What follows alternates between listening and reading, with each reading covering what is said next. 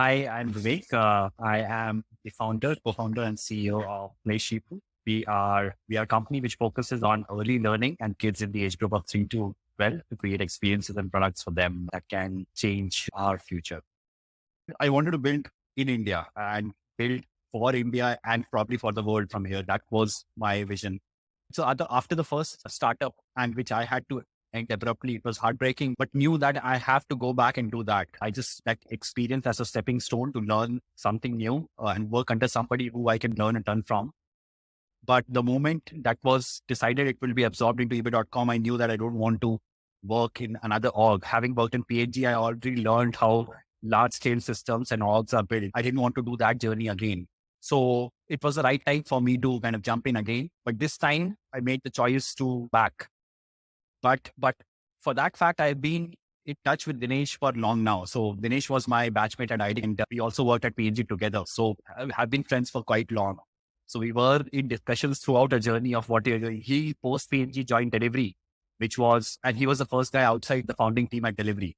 So he actually had an experience of growing startup right from, let's say, day one to a $500 million valuated company in 4.5 years. He had quite an enriching Was he experience from in operations early in delivery? Yes. So sales, operation, business, that's what he did. So he also got phenomenal experience and grew in confidence. So by the time I had done my eBay stint, he completed 4.5 years at Delivery.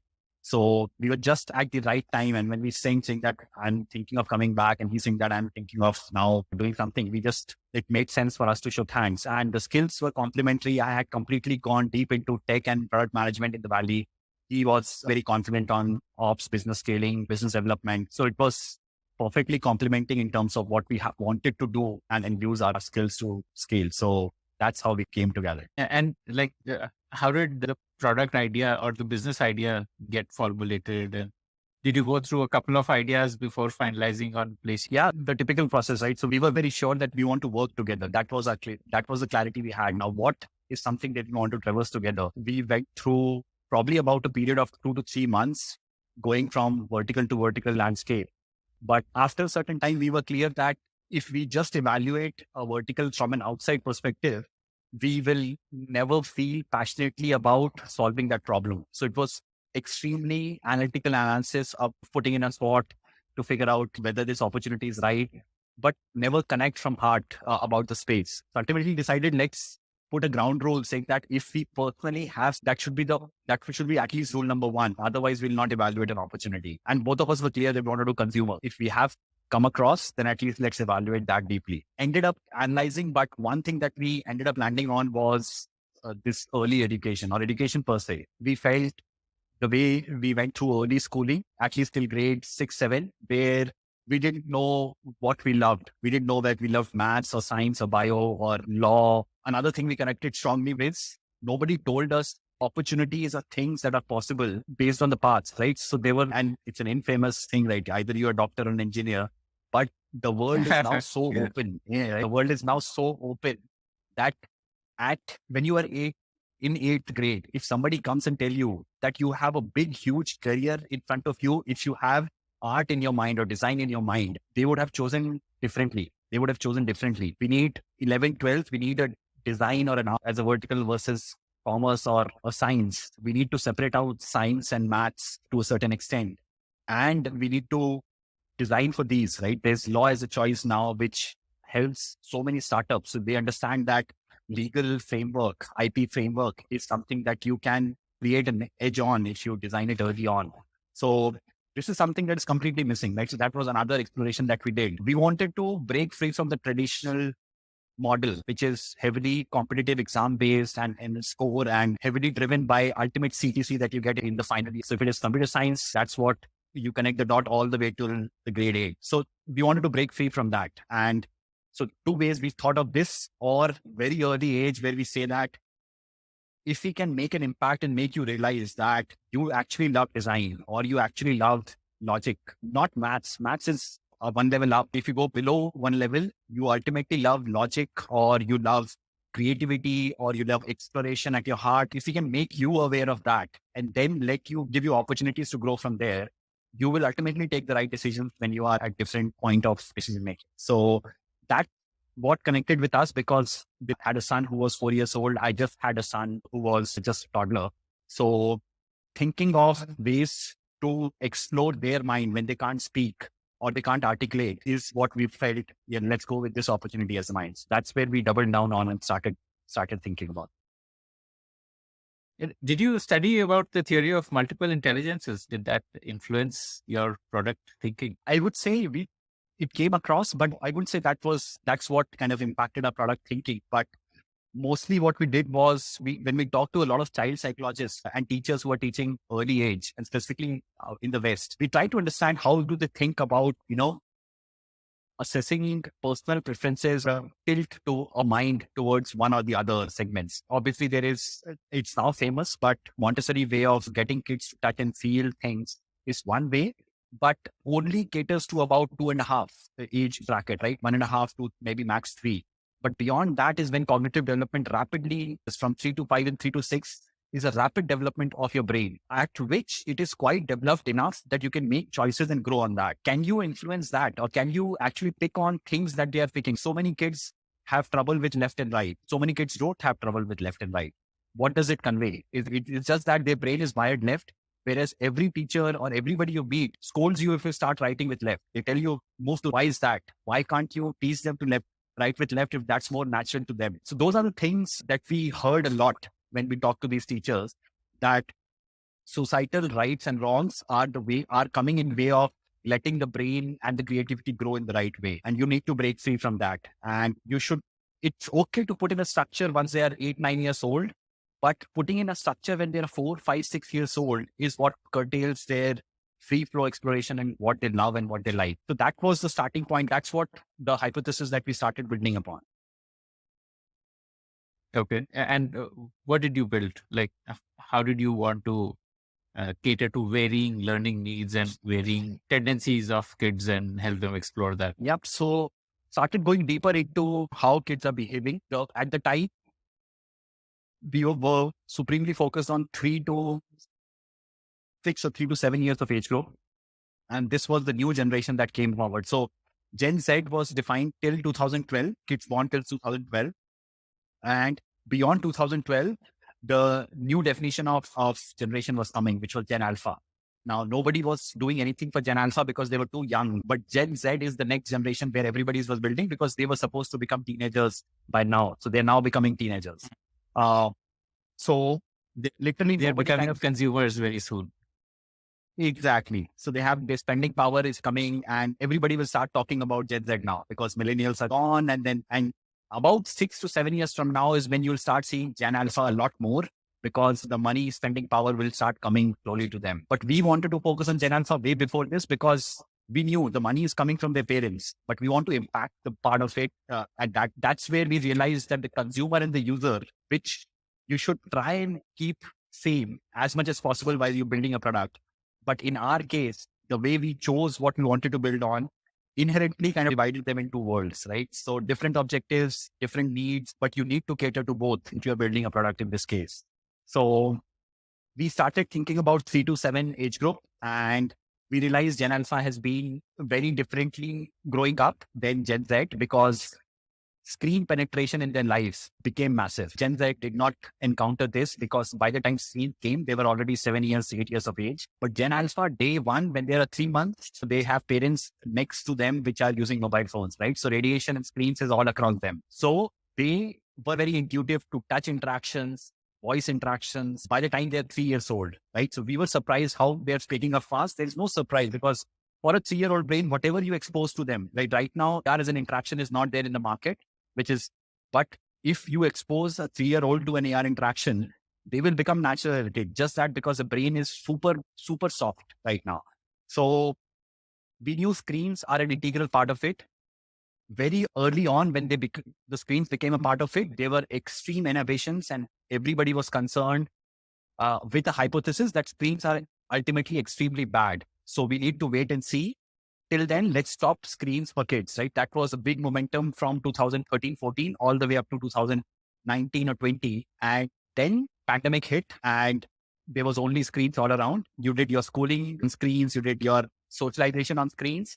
And suddenly everybody realized that, okay, screens are not bad. Excess of anything is bad anyways, but the content inside the screens is what is basically has to be monitored, right? If it is right content, which instigates two-way learning or two-way interaction, it actually accelerates the journey because those kind of physical interactions are not possible.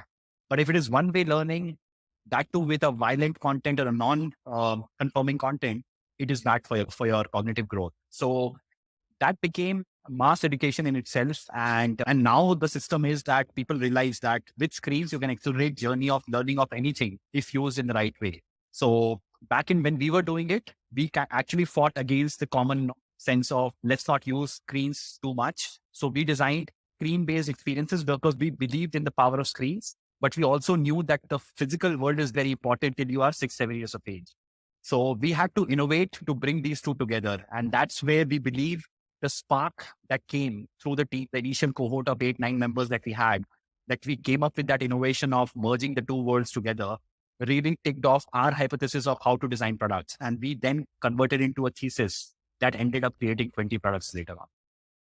So how did you merge the two together, the physical and the digital? What was product one? Maybe you can, through the journey of building product one, you can help me understand. Sure. So the first ever product that we designed, which was before the formal launch of the brand, was a hypothesis that we'll take every NCERT book out there and convert it to an AR book, where we will scan every page and since we understood the concept, we'll create a 3D animation of that concept.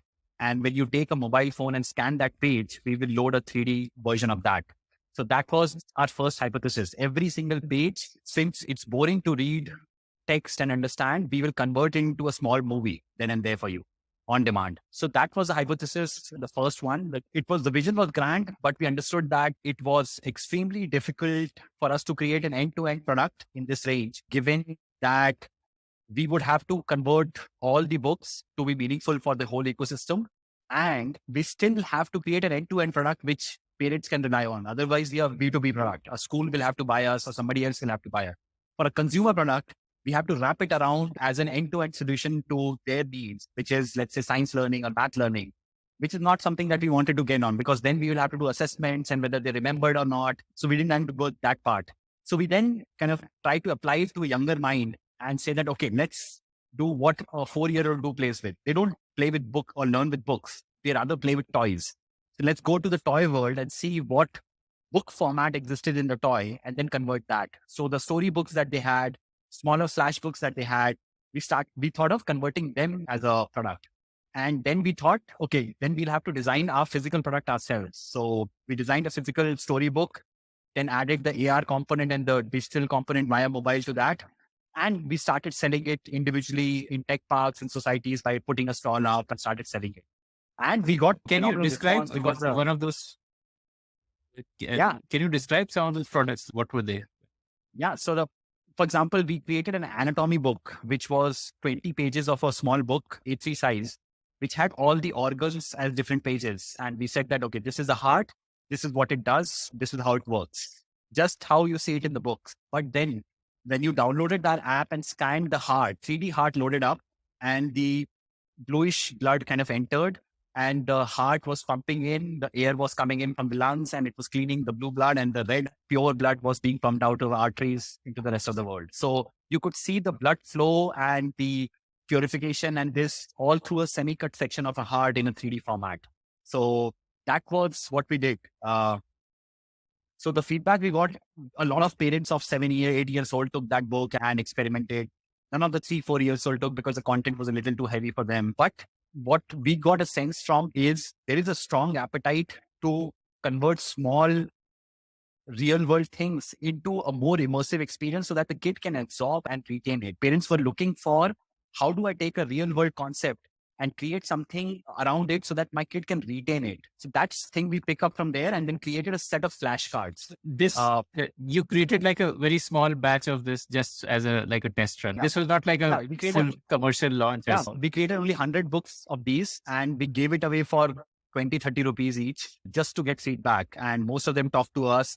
We knew this, we did it in societies that we lived in and one of the tech parks that one of our employees earlier had somebody they're working. So we did this in this. But then when we knew what we wanted to make as a commercialized product, that's when we created a small brand under which we wanted to launch it officially. And the brand was Shifu. And the first commercial product that we made was a series of flashcards in themes. So animal flashcards, vehicle flashcards, and jobs flash or space flashcards. These three series flashcards we made, which you can scan with our app, and a 3D animated concept would come up and you can play with it, learn from it. So this is what a commercialized product first version looked like, which created an umbrella brand called Shifu. So Shifu Animals and Shifu Space and Shifu Travel is what the name of the products were. And we created these as 60 card sets and boxes in which we priced it at 700 rupees. And we started going to every tech park where they used to do events and fairs, every society where fair was happening, and started selling it there at 700 rupees. Yeah. And like, why not list on Amazon and try that way? Like, you wanted to interact with customers and actually get a feel of what people are asking and so on.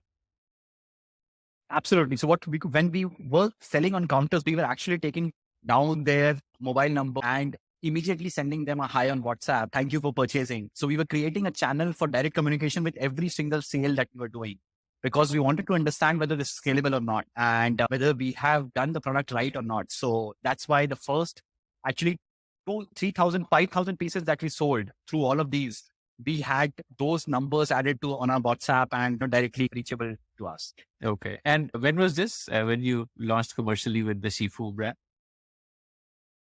We launched the flashcard series end of 2016, somewhere around October 2016 is when we did this, and did this for 4 months or till January, where we had enough conviction that everywhere we went, we sold out whatever we took. We were getting phenomenal feedback from the parents. Whatever feedback critique we got, we were able to iterate the app to take care of the critique.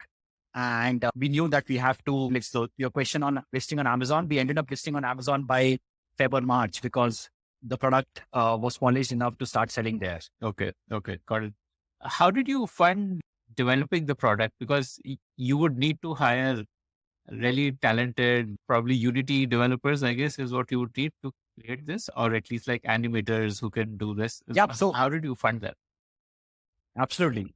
Yeah. So before this, when we had the vision of doing books, or the anatomy one example that I talked about, the initial, that is something that I built personally myself. And we then, based on that, we got a couple of little devs to come join us on obviously no salary basis, but for the vision part of it, which we then created a more stable tech stack that could power VR experiences. I just built a very hacky version of the consumer experience. And then we went to raise our angel round. So 2016 is when we raised our angel round of about 2 crores, if I remember correctly, which allowed us to hire a team of 10 people, couple of devs and 6 content creators on the 3D side, because that was the primary driver of experience. And that was a team of initial 10 that we did. Okay. Got it. Okay. Tell me 17 or 16, 17 must have been like fairly low revenue, right? Because you just launched your first product and maybe you would have touched 1 crore by the end of that year or something like that, or maybe less. Yeah, revenue were negligible. I don't even remember the number, but it was negligible because we came on the roadmap from a global perspective in 2017. So when we started thinking about what do we do from here, how do we create a company out of this? Because series of flashcards is not something that is going to cut the thing. And when we researched beyond India, we believed it will be a hard sell to price it lucrative enough for us to give a business. So there were 2 thought processes after this. One is the tactile part of play in the flashcard is too minimal, right? It's just flashcards, you just place it. The digital part was overwhelming, right? This was more stronger in the play. So we want to balance it off. We wanted more tactile and balance of the tactile and the digital play. And second, we wanted to create a product which could have a global appeal. Now, obviously, we didn't have funds enough to spend another 6 months to do this. So what we did was, let's first come up with a vision of something that achieves these 2 objectives. So through, again, the stellar initial core 10 team that we had, we came up with the concept of an AR globe, which was basically a globe which you can scan any part. And then the same interaction that was happening on flashcard is now laid on a sphere through scanning of different parts of the globe. So the tech stack was scalable. We could use the same tech stack on this.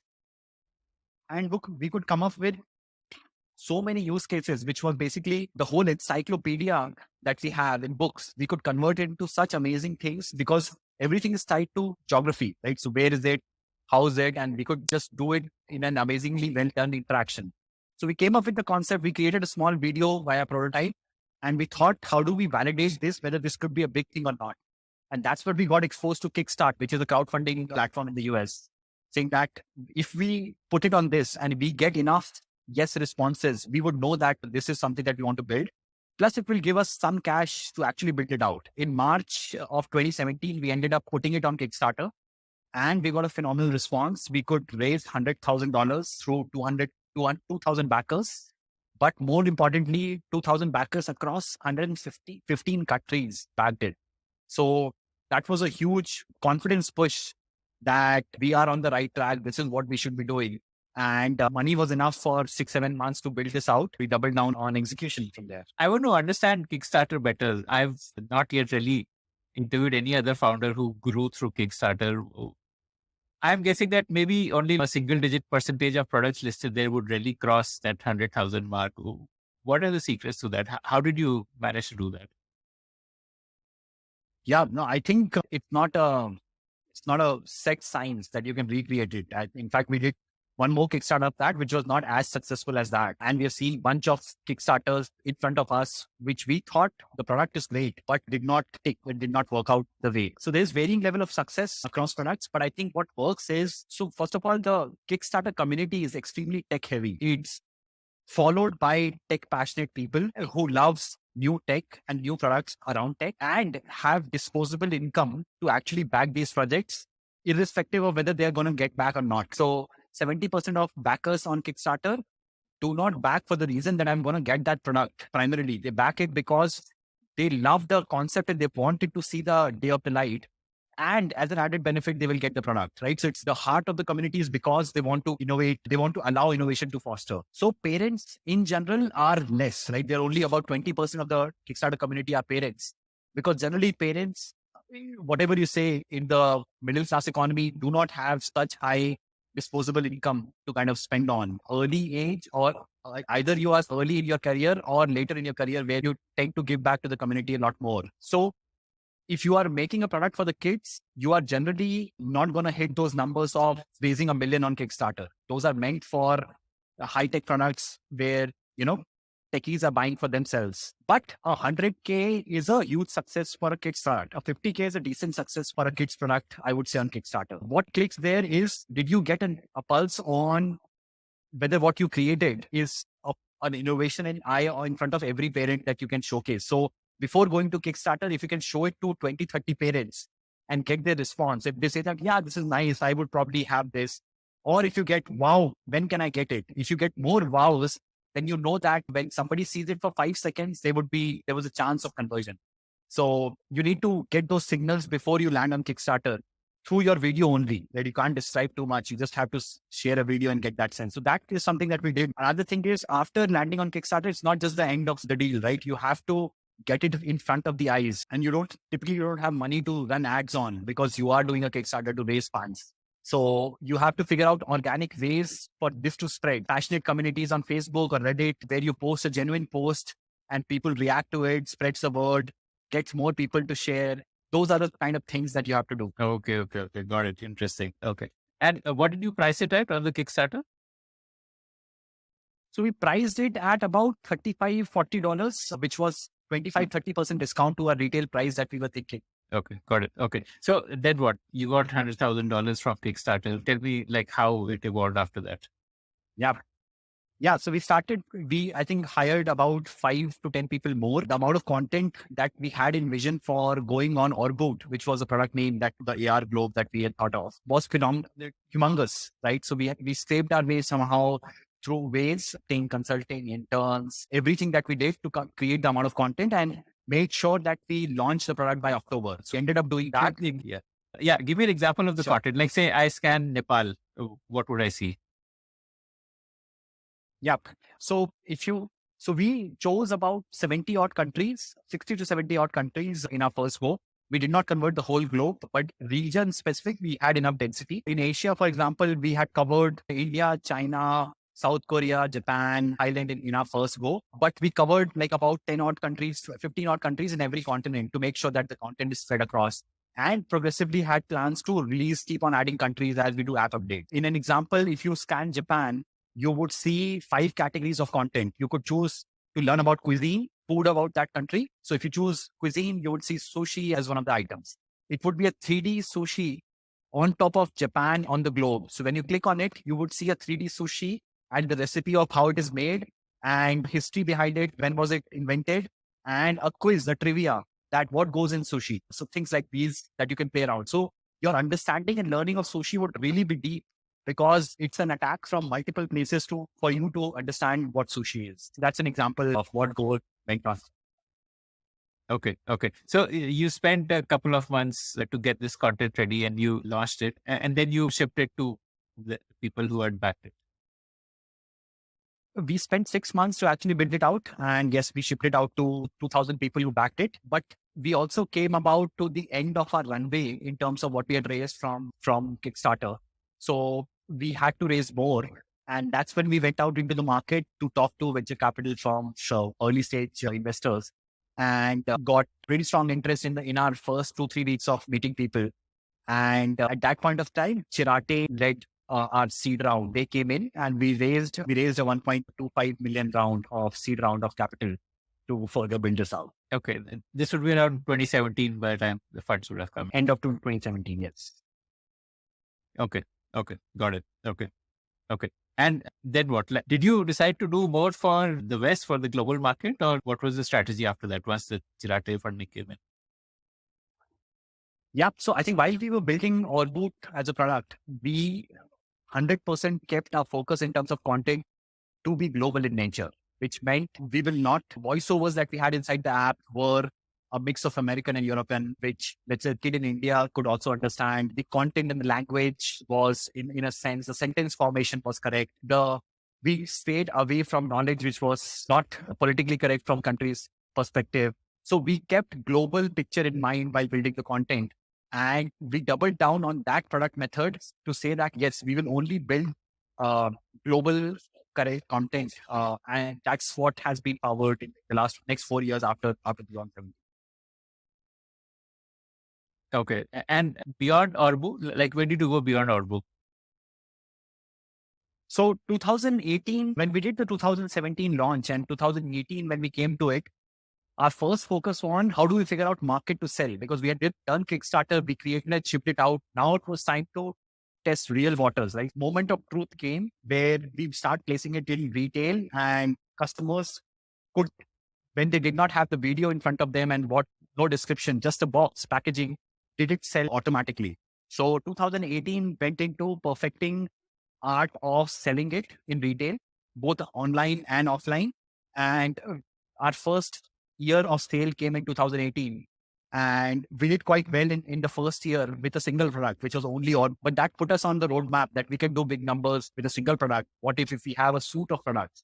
So 2018, end of it, we started thinking about how do we now create multiple products? And we had suddenly multiple ideas. We wanted to create something in early maths based on number series and counting and addition, basics of addition.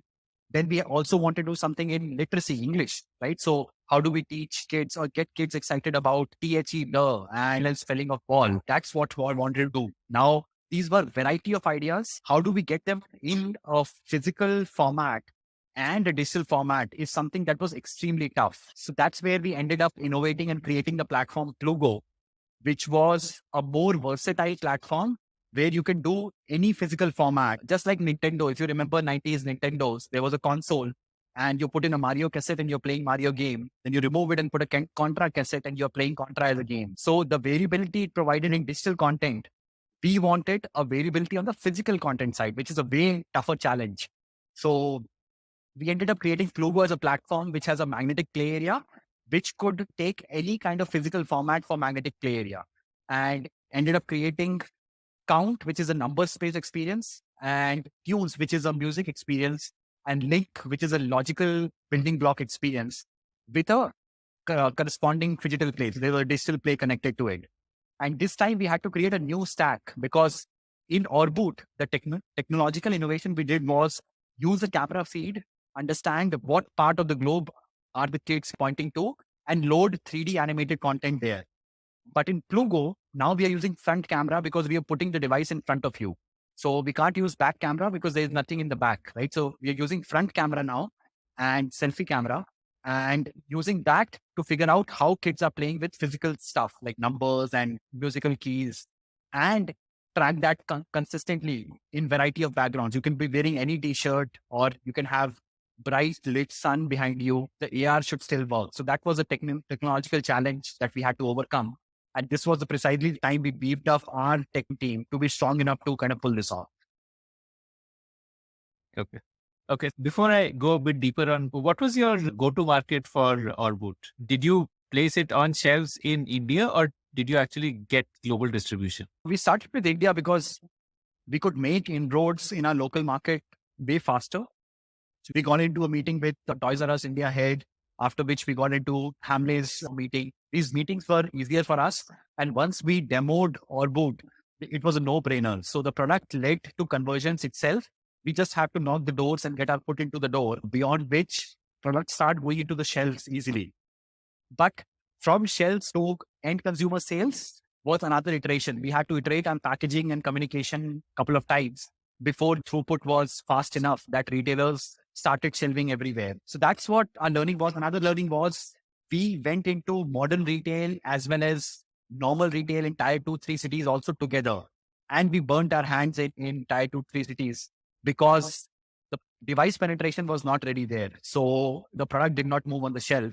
Whereas in Mumbai, Delhi, Bangalore, it was moving like left, right, center. We understood that we have to take it slow. And as the device penetration in kids' life, the device penetration was high among self-users, but kids were not exposed yet. So it was too early for tier 2, tier 3 cities.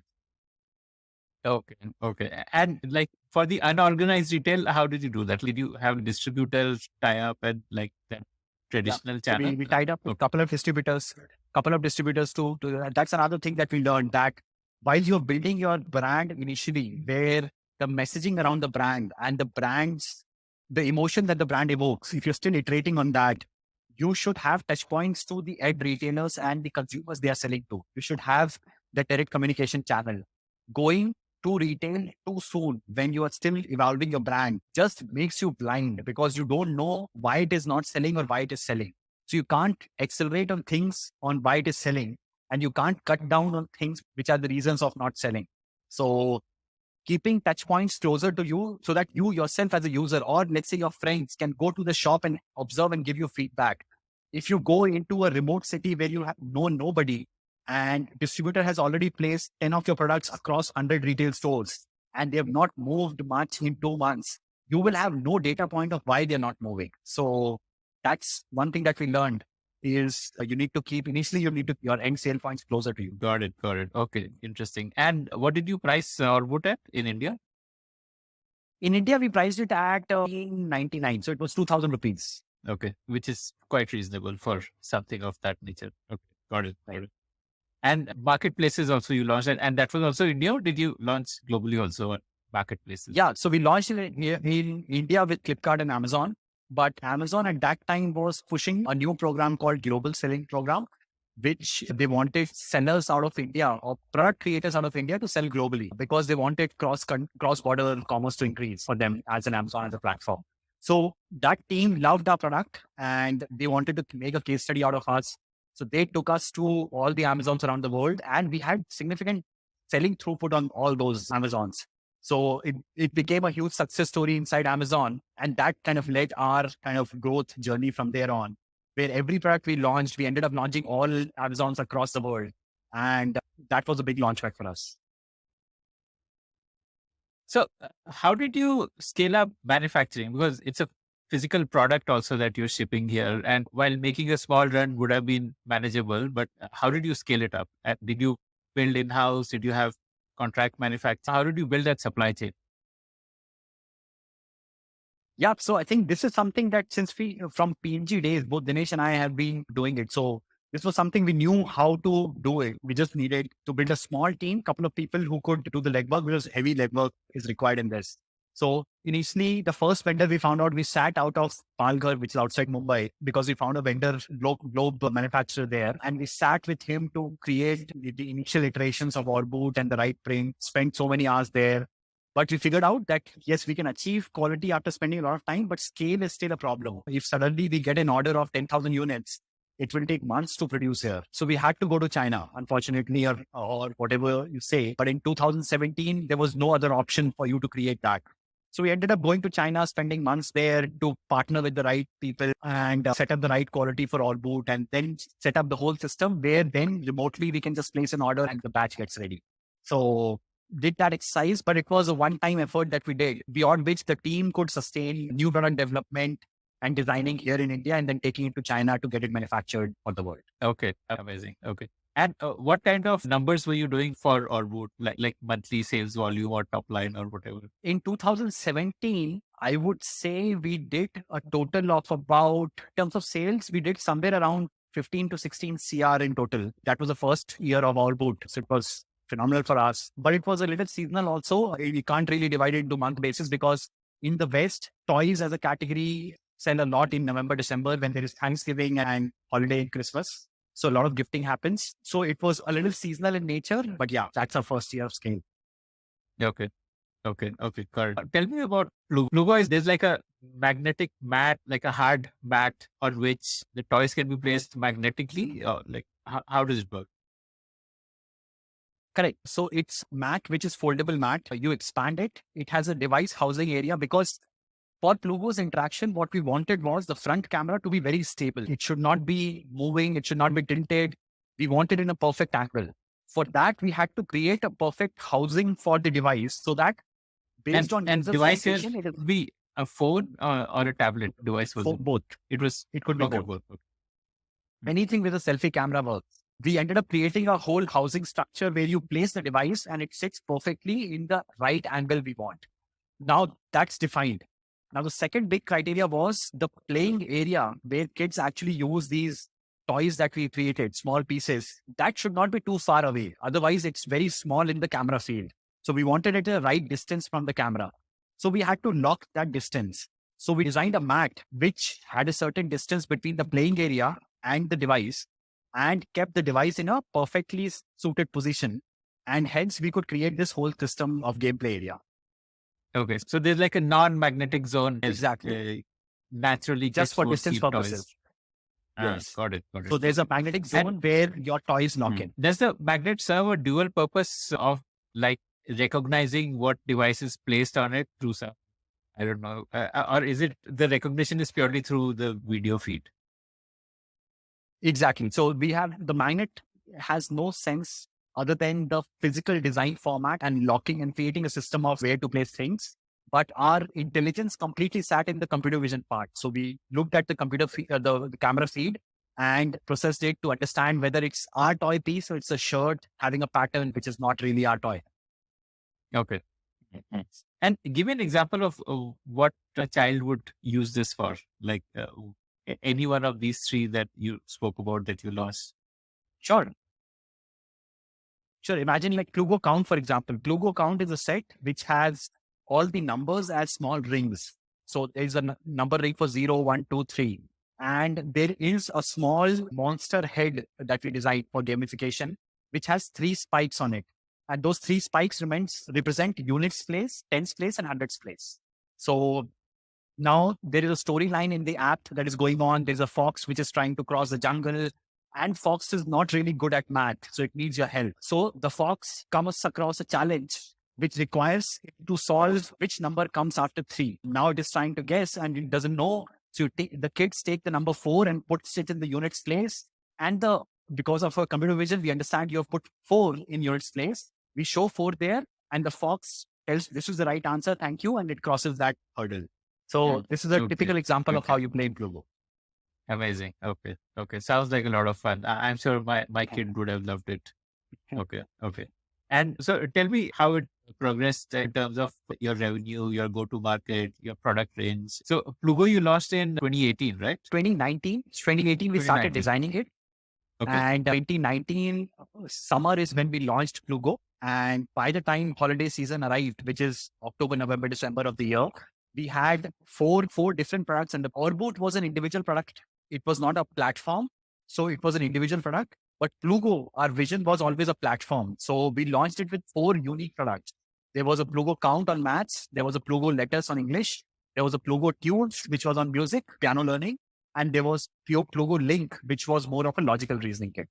So we entered 2019 holiday season with 5 products, Orboot and 4 on Plugo, and did phenomenally. We did roughly 3x of what we did now the year before. And that paved our pathway into 2020, where our methodology was set, right? Our products are winners whenever a parent and a kid plays with it. They absolutely love it.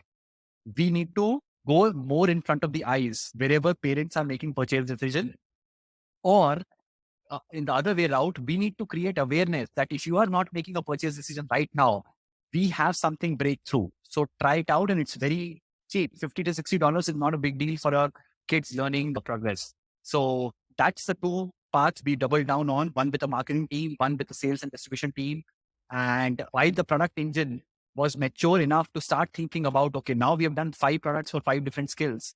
How do we take other skills like memory or moral values or environment science and start thinking about them with different interactions?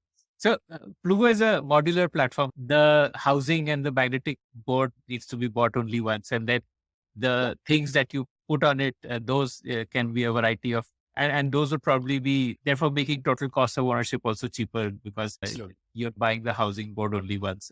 And each of these units would cost about $50, $60 is what you're saying. Yeah. So first time when you buy with the game plan, it's $60 for you. But when you want to add the second physical product onto Plugo, it's only $35. So your second purchase decision is relatively easier since you already love the system. Adding is That's amazing. That is very organic upselling also. Amazing. Okay. And so tell me about how you double down on both of these, like the branding, marketing side and the sales and distribution side. And this doubling down you did pre-COVID or this was post-COVID? Like when you thought about that, okay, now's the time to press the pedal on sales and marketing. So I think we did it in 2 phases. In 2019, we ended up raising a Series A of about 7 million, which was the first big amount of money that we raised, which had some budget kept aside for creating the brand impact. It was still not big enough, but it was decent amount for us to start forming our hypothesis of how to build. So that was 2019. And we spent pre-COVID, doing experimentation on some of the channels like Instagram videos and YouTube videos for brand, and influencers who are ex-teachers and ex-moms and dads who are passionate about this whole early learning as a concept, playing with our products and posting a video on Instagram as a review. So these were our first foray into creating awareness organically. Also on the channels that we were selling really well on, for example, Amazon or Hamley stores, we started spending small amounts to create brand impact, right? So brand visibility in banners and creating a shelf, which was a POS in retail. Things like this, we started spending a little bit of money on. So that it's not just the product which is selling, it's also the brand impact that is getting created. So that was our initial steps in 2019. Okay. And like what happened once COVID hit? Did it impact your supply chain? It was all phased out, right? So when first COVID hit, the first 5 months was humongous amount of demand. Kids got locked. Toy category saw a huge surge because parents wanted to engage their kids. Inside toy category to do with learning saw the biggest surge because they wanted to continue the home learning, and everybody became homeschooled forcibly or by choice, whatever you say. But it suddenly saw a huge spike, and we had built up inventory for the holiday season. We used up that kind of inventory for the uptick in demand from April of 2020 to about July of 2020. But then we started falling short in inventory. So we started creating more. But ultimately that holiday season, 2020, we could not meet the whole demand. We left about 30 to 40% on the table because we just could not produce at the fast pace enough. But then China was like, there were shutdowns in China and because of. Absolutely.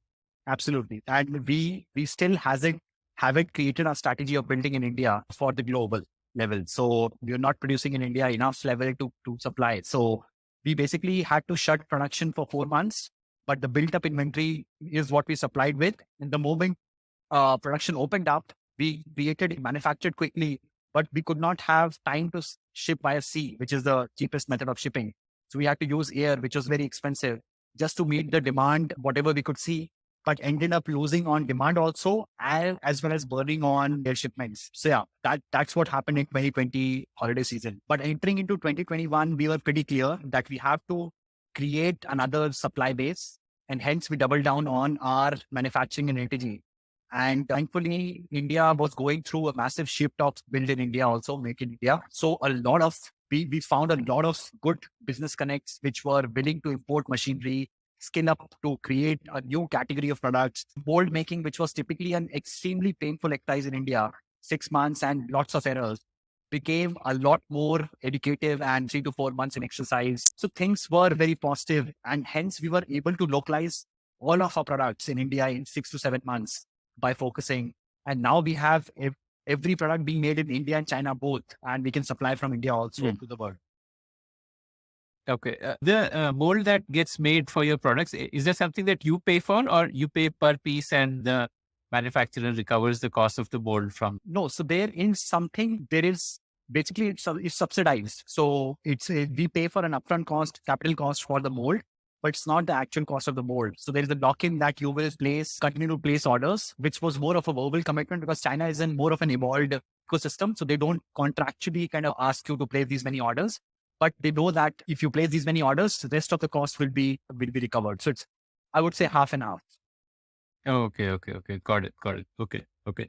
And why? So what is the constraint to scaling up manufacturing in India? That do you need more molds, or do you need more factory space and workers who are trained to produce? Or I'm just trying to understand that manufacturing bit of it. So first of all, you have to create a mold. Mold creation is a machining process which requires you to have that kind of machine which can create mold.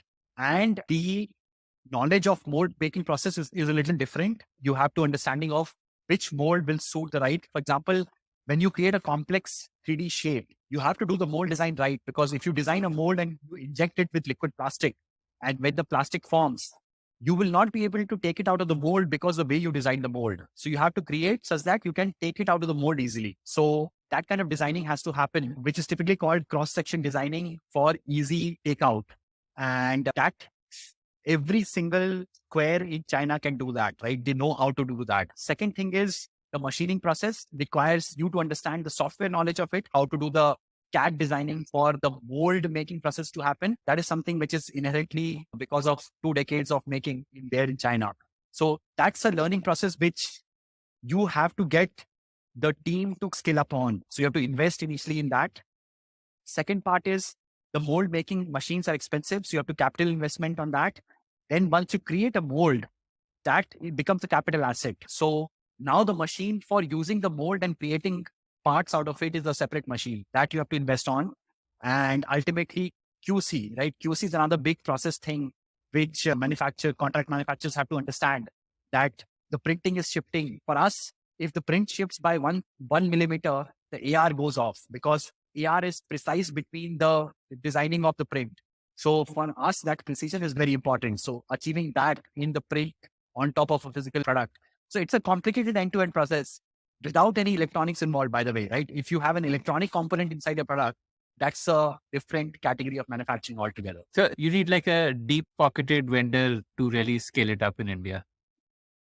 Yeah, it's deep-pocketed as well as a vision that if they do this, there is a humongous scope. So right now, India toy industry is small, right? But the partners that we partnered with thought it from a more of a manufacturing industry perspective, that if we partner with these guys and create these products, which are very specific on certain specifications, I would then be able to go to, let's say, interior design industry, or I would home products, right? Or kitchen products. And I could create innovative products here and there without copying from somewhere else, without asking for mold coming from somewhere else. So that vision to be with someone, those who have money and the vision, is the right partner for you to have to scale manufacturing. Got it. So I guess when you have a new product, tell me about your new product development process. You must have by now built a playbook on how products are developed. I'd love to hear that whole process. Yeah. So I think we start with the skill first, which skill we are trying to create a product on, right? That's the core of it. So either we can go with advanced maths because we have the basic fundamental maths already created on.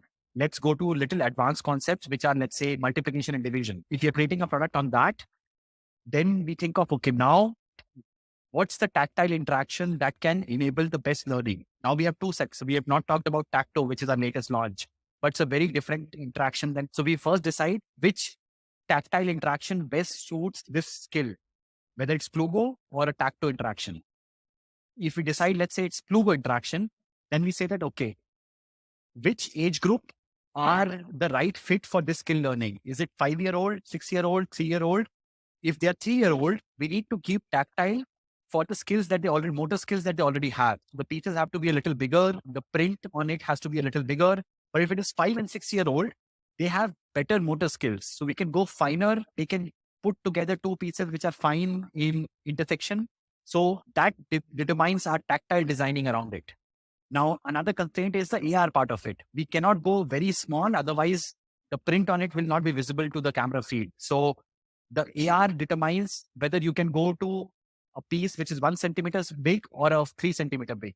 So accordingly, we basically design, and then we create very small prototypes by spending, let's say, $500,000 and test it out with kids. We have a huge batch ambassadors, kids who love to test out products, very early version of it, whether it's laser cut or 3D printed.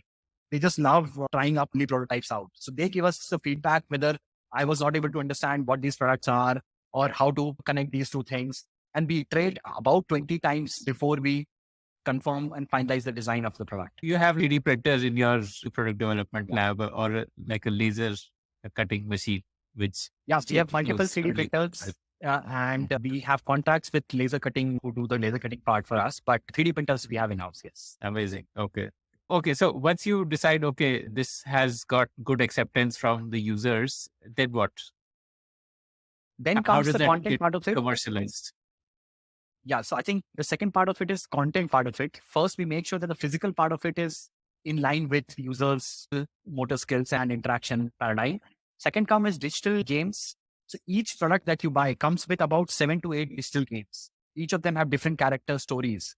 So this is the cycle where we put our Disney hat on, per se, right? We have to come up with stories and charming narratives which have right values that we are passing to the kids. It has the learning embedded in it. So this is where the digital content team, both learning content as well as the visual content, comes together, and multiple teams. We form about 4 or 5 teams to come up with multiple concepts and create those games. That takes about 4 or 5 months. While the mold making and manufacturing and the iteration of physical product, both of these routes culminate into the point where the stories and the games are ready with the AR, and the physical product is ready with the stress testing and ink testing and safety testing has been done. And we combine them into a beautiful packaging with the marketing team coming together to put together the right marketing message on the product and for the creatives on the social to launch it across market. And like you would typically, your supply chain would start with China first because they are more mature in terms of developing new molds and probably perfect that there, and then later on it starts coming to India. Exactly. You nailed it. I think for us, it just takes about 2 to 3 months to perfect the right mold and the right shape, form factor there. And then we recreate it in India is the new cycle. We want to do it more in India, but I think we will experiment it slowly. We have already cracked the rest of it in India, but for now we are doing the initial part in China. Okay. What is the cycle from thinking of a product to its launch in the market? Like from thinking to shipping, like for a physical product, which on an existing platform, it's about 5 months, I would say, but we don't do a single product. So our team is versatile enough to think about 3 to 4 products in parallel. So in an year, we have capability to launch about 10 products. Last year, we launched 10 products. But if it's a platform, like a new platform like Tacto, that's a complete 9 to 12 month cycle. So start from thinking about the platform itself to launching of the platform. Yeah. So Tacto, we started thinking in 2020 holiday season when Plugo became a big hit, and we knew that this platform design is working. Now we wanted to create another platform. So we were super ambitious that single platform is not going to cut it. We need variety. And when we saw the success model of every other toy company in the world, breadth of portfolio is one big factor, right? You can't really become a big brand if you have 5 or 10 products. You need to have 30, 40 products in the portfolio. So for us to create 40 products on Plugo would again become very constraining. So we can think of 20 products on Plugo, but we need to come up with another physical platform which gives us a very different interaction paradigm for us to create another 20 SKUs which are very different. So we started coming up with different designs for a platform which is very different than Plugo. We had already used back camera and front camera in Orboot and Plugo. So we didn't want to use a camera-based interaction this time.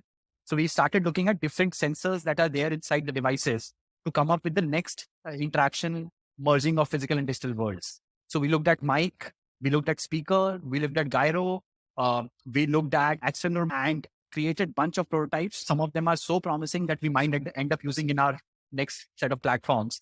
But the touch screen and touch interaction without touching the screen itself became a big hit when we created a prototype. So for us to create that DJ kind of experience where you have a dialer which kind of controls the music, imagine that dialer being a toy piece and each dialer being different. When you put that toy piece, if iPad can recognize which piece has been put, iPad cannot recognize between the two fingers, whether it's an index finger or a second finger.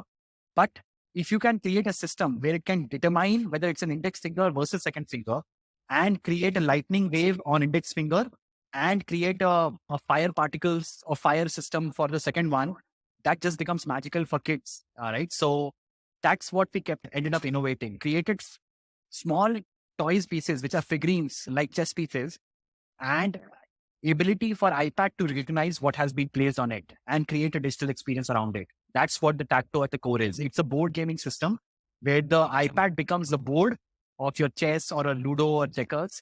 The iPad is the board. The pieces are like you have in chess and Ludo, but these are specially designed pieces by us. They have a touch pattern at the bottom and they conduct static electricity from your hand to the screen. And when you place these pieces on the screen, the touch pattern is created and the iPad knows what has been placed. Our app knows what has been placed and it creates a digital play experience around it. Okay, I want to try and understand this a little more. How does the app know which piece got placed, whether it was a queen that got placed or it was king or it was how does it differentiate? Your queen and a king on a typical chess set are flat bases, right? So they have a flat base at the bottom and they have the visual design of queen or king. Typically how you play chess is based on your visual sense, which is eyes seeing the king shape. You understand this is a king piece. Now the iPad cannot see the shape of the king on the top. So it has to know something else. So what we did was, instead of the flat base at the bottom, we created legs for the chess figurine. So king figurine. So there is 3 legs at the bottom of king figurine and there are 3 legs at the bottom of queen figurine. But the triangle being created by the legs on the chess is different than the triangle being created by the queen figurine. The angles between the arms are different. Now, when you place that, the iPad tells the 3 fingers have been placed here and 3 fingers have been placed here. But the triangle being formed by the 3 fingers are different. And hence we are able to differentiate. Wow, amazing. That is such an elegant solution. Amazing. Okay. And what are the use cases for this? Like chess, obviously, I understand, like board where you can play with pieces of chess on your iPad and maybe more animation opportunities are there and maybe tips are there and stuff like that. Okay. What else? So the first 2 things was to took the traditional board games and converted it. So we have Ludo, Snakes and Ladder, Check, and then chess, right? These are the board games that we first converted. Then we came up to our innovation, right? So we wanted to do new stuff. So one of the series is Principle of Light, right? So we have 4 pieces in that box. One is a laser shooter. Another is a light torch. Another is a mirror and a prism. Only these 4 pieces come in a set. Now, when you place the laser figurine on the screen, a laser beam is casted out of this and you can rotate it and you can increase its power using a button, right? Now you can place a mirror and bend this laser beam in any direction and you can rotate the mirror to change the direction of the laser beam. So imagine a maze where you have to take a laser from one end to another end and you're constantly placing mirrors to take a beam to the end. So this is one of the examples of set. And we have now multiple such a hands-on way of understanding physics. Exactly. Amazing. Okay. And what else? Yep. So we have other sets, like for example, Tacto Dino, in which we have 10 dinos, most popular dinos that kids love. And when you place the dino, the digital 3D dino appears based on which figurine you placed. And you can move it around using this figurine. You can seed it. And so games around dinosaurs. Another thing that we did, which is very unique, but meant for higher age group, 7 plus, was Tacto Electronics. So in Tacto Electronics, what we did was we took the usual components of an electronic set, the resistor, the capacitor, the battery, and we created those figurines. And we created a breadboard inside the game. So there is a story running. Something is broken, breadboards open up. Now you can place resistor, capacitor, battery. You have a pen tool, you draw the pen, and then hit play and see whether the circuit that you have created with basic electronics, whether that solves the puzzle inside the game or not. All of this without destroying any component or electric shock, all of this with the physical component which look like actual components. So one of the examples was this. Amazing. And these are all like unsupervised learning products. Like you don't need a grown-up there to help the kids. Amazing. App drives it. One of the examples I want to take was Tacto Doctor, which we just launched, and it became an international phenomenon, right? So we recently won TOTY Award. TOTY is the Toy of the Year category, which is the biggest. It's an Oscar in our industry, and Tacto Doctor won it. Now, Tacto Doctor set is a usual doctor set that you typically buy. All the same things that you have, BP, and you have a thermometer, you have a scissor, measuring tape, all of that is there. But all of them are now working in Tacto. So when you place the BP figurine on the Tacto app inside the doctor, a digital BP meter starts coming in and starts measuring the BP of a patient, and it gives you that. Now you remove that, you put a thermometer, reads the temperature of the character. Now you can take a medicine figurine and place the medicine, choose which medicine to give and give a medicine. So we enacted being a doctor, which you typically do via stories, to the next level because we actually visualized it in the game and used actual figurines which doctors have. So became a huge hit. Amazing. Okay. Like what is today your channel? Have you gone to offline retail outside India or outside India is still like marketplaces? No, we have gone big time actually. So we are now present in about 35 odd countries.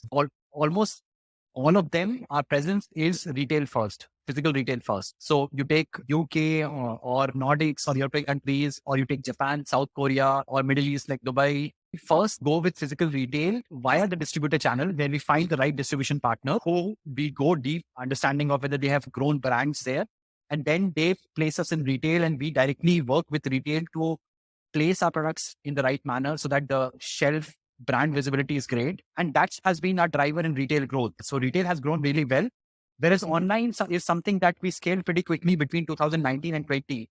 And every year we have been adding products and figuring out ways to scale our online retail presence across the countries. And what are you currently doing in terms of the marketing and branding side? Multiple efforts actually. Now, so the team is quite involved. We are 225 strong team across all verticals. So mature verticals going deeper into how brand marketing is supposed to happen, both organic ways as well as inorganic ways. We have partnered with few celebrities last year as an experiment, which worked out really well.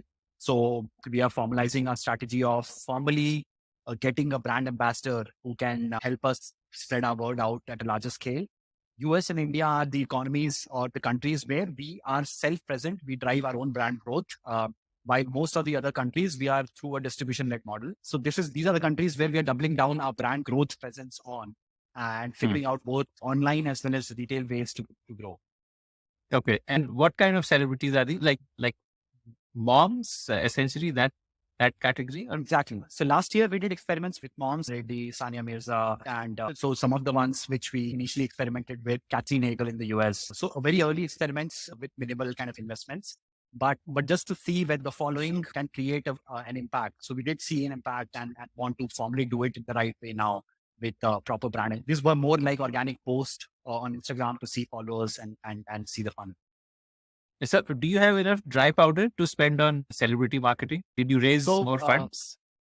So we did raise Series B last year and decent enough Series B, 20 million. That's not an issue as such, but given the market external scenario and what's happening, we're treading cautiously, making sure that we don't overspend and make sure that oversee the winter before we double down on our strategy. So just treading cautiously in terms of how to approach and grow accordingly. Okay, I don't want to get a Shah Rukh Khan. I wouldn't for now. I'll probably wait out 6 months and see. But yeah, Shah Rukh Khan is already associated with Byju's, so not go with that route, but probably a similar tactic once the market opens up and we figure out the right one. We want to connect with somebody who once, first of all, has to have a kid under 8, 9 years of age. So that's our primary. You don't want to get a brand ambassador who doesn't have a kid in that age group. That's first connect. And we want to formally actually, if they are evaluating, you want them to use it for 3, 4 weeks and tell us whether they had an absolute stellar experience with that or not, because that will come out in the way they express themselves. We want that to be authentic. Okay, got it. Byju's, of course, is your direct competitor because they own Osmos, which is somewhat like, what would you categorize Osmos as? Would you categorize it as a competitor, or are they in a different space? No, absolutely. They are in the same space. So they are competitor, I would say. And we have been competing with them for quite some years now. Obviously started 3 to 4 years before. They are ahead in their journey. But our take on how to grow and create a big brand is slightly different than Osmos. We are more of a multi-platform approach. We are launching another platform this year. So our thing is we have so many creative ideas that we don't really want to go so deep that we can take the same subject up to the 12th and 13th, 10th of grade, right? We want to stay at the fundamental level, make sure their fundamentals are strong, but leave it to the teachers of grade 5 and 6 to take the fundamentals beyond. And we want to be more versatile in nature rather than specialist in a couple of things. I think, yeah, I did check out Osmos. I have a 7-year-old kid for him. I think they seem to be more on pen and using a pen and like more education focused than like with toys. No, I think if you look at pure Osmo I think they started off with a toy itself, right? They imagine Plugo of interaction, but vertically flipped, right? Horizontal playing space. So that's what Osmo is. Some of the things that Byju's have now used Osmo's tech stack as is more Pen 1, which you're talking about. But that's the Byju's, after Byju acquired them, they are using them in the more of a formal-led way. But if you look at first 5 products that Osmo launched are more in the toy category. They're sold through toy channels. We know because we are present in the same channel. Yeah. Okay. Got it. And who else is your competitor globally? Do you have any other major competitors? We've had, so if you look at Sphero in US, Wonder Workshop, Kano from UK, these are some of the competitors who are in the similar space, different age group, little bit of overlap, but similar mindset of phygital play-based learning experience, which feels like a toy for kids and learning for educators and a mix of both for parents, right? So in that ecosystem, we have a bunch of innovators we consider as our competitors. Okay. How big is this opportunity that you are chasing? What is the size of the market here for a smart toy kind of a thing? Or we understand. So we connect ourselves with the educational toys category. If you were to look at toy space in particular, toy space is the most mature one. So toy space, and then there is edtech space. These are the 2 spaces. And the third is the gaming space, because we touch all 3 spaces. We don't really connect too well with the gaming space because it's primarily meant for teenage and above. Tech space and the toy space is what we connect with. In edtech space, early learning, which is before age of 10, is actually relatively small, right? It's relatively small in the edtech space. But in the toy space, educational toy as a category is the fastest growing category, right? So overall, worldwide, toy space is about 100 billion. Educational toys as a category is about $20 to $25 billion. But while toy is growing at 3 to 5% year on year, educational toys are growing at 25 to 30% year on year. So it's a massively expanding space. And we believe we are pioneers of a very new interaction in that space, which is still small in the educational toy category, but it can overtake in next 5 to 10 years. Half of the educational toys might be phygital in nature. And if that is happening, and we are one of the pioneers, we believe we have an opportunity for $1 billion revenue in let's say next 6 to 10 years. So that's how we are looking at it. Okay, amazing. And you've been amazingly capital efficient compared to the giants. You've raised a total of about $30 billion and you've already crossed that number in annual sales, which is remarkable in terms of the capital efficiency. Yeah, I think based out of India helped us a lot in the space. Whatever we have built, if we were to build this out of the West, it would have taken us 7x more money. Just comparing salaries for every level, it's a 7x number. So yes, that is to our advantage, and that's to every startup's advantage building out of India. But what's missing is a sense of how to build for the globe, how to build for the user needs, which are global. Understanding the pin of the user needs, the core of the user needs, sitting out of here in India is what you miss. And that's why you create local products, because you can connect with them so efficiently here in India. But if you have to build out for globe, you have to connect with the needs of global users. Okay. Okay. Is there an IP opportunity for the content you are creating? Could we see a Netflix series based on Shifu characters? And what is the kind of IP you're creating? Tell me about that. Just give me an example of a fox who's trying to navigate his way and you need to solve maths puzzles to help him navigate. But do you have any IP characters? Yeah, very good point. So far, the IP that we have created is mostly on the tech stack that powers these interactions and making it work for very old gen devices with low GPU and CPU. That's the core IP that we have created. In terms of content IP, since this age group is driven by two methods. One is the Peppa Pigs of the world, which is content IP. Other is the variability. Our strategy has been variability, right? So that Fox is 1 out of 30 characters that we have. Hence, there is no single character that has built up its stature.